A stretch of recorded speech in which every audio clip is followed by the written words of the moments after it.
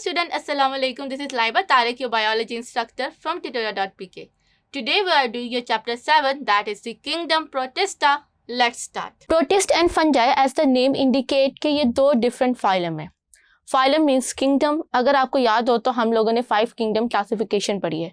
उस 5 kingdom classification में Protist and fungi are 2 separate kingdoms. अगर हम सबसे पहले Protist की बात करें, Protist के वर्ड जो है वो ग्रीक से निकला है and meaning is the very first. It means कि ये वो यूकैरियोटिक ऑर्गेनिजम्स हैं जो कि ना एनिमल्स होते हैं, ना प्लांट्स होते हैं, ना फंजाई होते हैं. लेकिन फिर ये प्रोटिस्ट कहाँ से है? इस चीज़ को देखने के लिए हम दुनिया के स्टार्ट में जाते हैं. जब दुनिया बनी थी तो उस टाइम जो ऑर्गेनिज्म एग्जिस्ट कर रहे थे वो थे यूनिसेलुलर प्रोकैरियोटिक ऑर्गेनिजम्स. और as the point of view of evolution, ये यूनिसेलुलर प्रोकैरियोटिक ऑर्गेनिज्म इवॉल्व हुए थे from into the multicellular eukaryotic organism. लेकिन जो पहला यूकैरियोटिक सेल क्रिएट हुआ था उस सेल ने प्रोटिस्ट ऑर्गेनिजम्स को क्रिएट किया था. सो दैट्स वाई, क्योंकि प्रोटिस्ट जो है वो सबसे पहले यूकैरियोटिक ऑर्गेनिजम्स दुनिया में एग्जिस्ट किए थे, दैट्स वाई इनका नेम जो है द वेरी फर्स्ट ऑर्गेनिज्म से निकला है. अगर हम इनके रिलेशनशिप को देखें तो आपको यहाँ पे नजर आ रहा होगा कि protist are the only one that are creating plants, fungi and animal. यानी ये प्लांट्स, फंजाई, एनिमल ये तीनों यूकैरियोटिक ऑर्गेनिजम्स हैं. सो दैट्स वाई प्रोटिस्ट जो है वो इन तीनों को क्रिएट करें. लेकिन प्रोटिस्ट का जो है वो अपना कोई सिंगल एंसेस्टर नहीं है. कुछ प्रोटिस्ट जो है वो मनेरा से रिजेंबल करते हैं, कुछ आर्ची से रिजेंबल करते हैं.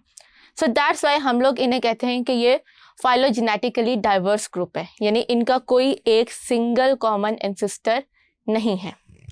अब हम बात करते हैं इनके जर्नल कैरेक्टर्स की. तो जर्नल कैरेक्टर में पहले बात करते हैं साइज की.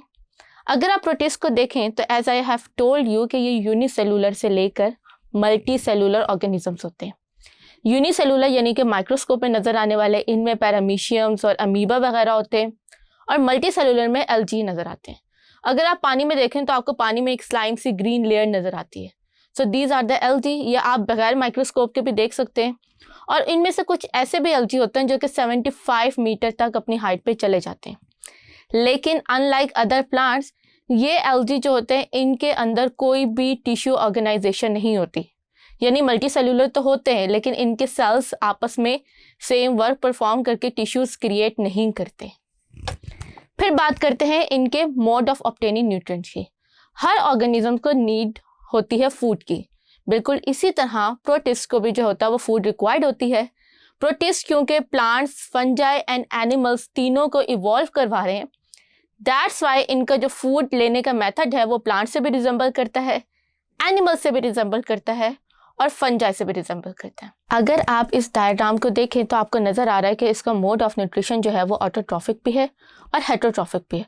ऑटोट्रॉफिक मीन्स कि ये प्लांट्स की तरह अपना फूड क्रिएट करते हैं because they have photosynthetic pigments.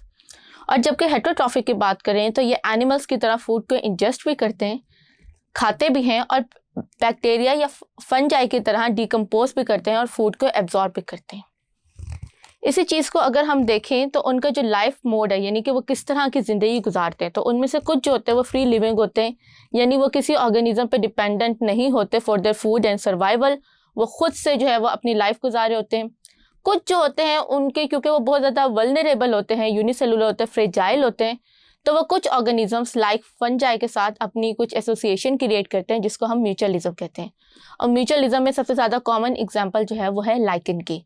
उसके बाद इनमें से कुछ ऐसे ऑर्गेनिजम्स होते हैं जो कि फूड तो लेते हैं लेकिन वो फूड लेते हैं at the cost of other organism, यानी किसी होस्ट के ऊपर जो है वो अपना फूड ले रहे होते हैं. इनमें सबसे ज़्यादा जो कॉमन एग्जाम्पल है वो है प्लाज्मोडियम, जो कि मलेरिया कॉज करते हैं.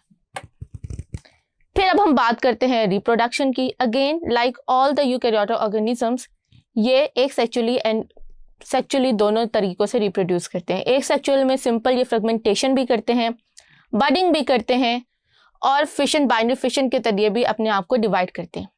लेकिन जब हम सेक्सुअल रिप्रोडक्शन में जाते हैं तो इनके सेक्सुअल रिप्रोडक्शन के अंदर जो है वो फ्यूजन ऑफ गैमेट्स होती है और जाइगोट फॉर्मेशन होती है. लेकिन यहाँ पे आपने याद रखना है कि इनका जाइगोट मल्टी सेलुलर नहीं होता बल्कि यूनिसेलुलर होता. अब हम बात करते हैं इनकी मूवमेंट की, क्योंकि ये इनमें से कुछ ऑर्गेनिजम्स जो हैं वो कि एनिमल्स और फंजाई की तरह हैं, तो वो मूवमेंट शो करते हैं. कुछ अमीबॉइड मूवमेंट करते हैं, यानी कि वो सूडोपोडिया यानी साइटोप्लाज्मिक एक्सट्रीम जो है वो क्रिएट करते हैं और वो आहिस्ता आहिस्ता सिरकते आगे मूव कर रहे होते हैं। और कुछ जो होते हैं वो फ्लैजिला और सीलिया की मदद से मूवमेंट करते हैं। सीलिया, अगर आपको याद हो, हमने चैप्टर 1 में पढ़ा था कि सीलिया की मोशन कैसे होते हैं, कि वो सब सिंक्रोनाइजेशन के अंदर जो है वो मोशन क्रिएट करते हैं। और फ्लैजिला जो होता है वह एक सिंगल होता है और अनल्डेटिंग मोशन क्रिएट करता है, फ्लिप लाइक मोशन होता है, जिसकी वजह से वो आगे मूव कर रहे होते हैं।